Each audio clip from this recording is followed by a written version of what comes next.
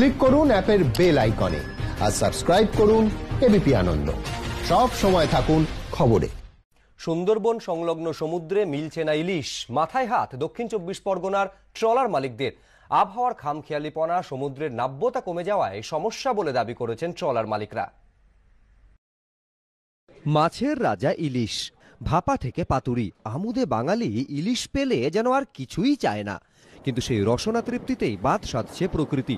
দক্ষিণ 24 পরগনার সুন্দরবন সংলগ্ন সমুদ্রে জালে উঠছে না ইলিশ, মাথায় হাত মৎস্যজীবী ট্রলার মালিকদের।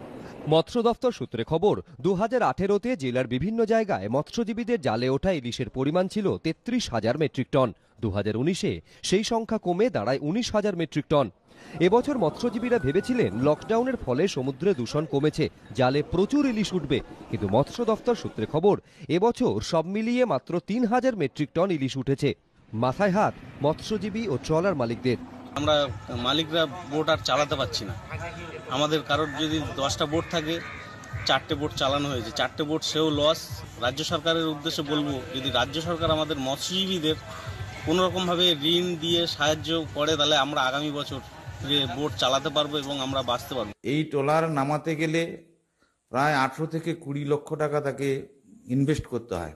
এই টাকাটা শোধ করলে তবে তো সে আগামী সিজনে আবার ট্রলারগুলো নামাতে পারতো। যেহেতু শোধ করতে পারছে না, আর আগামী সিজনের জন্য সে টাকাটা পাবে কোথায়? এই জন্য ট্রলার কিন্তু প্রায় 95% ট্রলার বন্ধ হয়ে যাবে। ইলিশের ওপরই সংসার চলে সুন্দরবন এলাকার কয়েক হাজার মৎস্যজীবী ও ট্রলার মালিকের।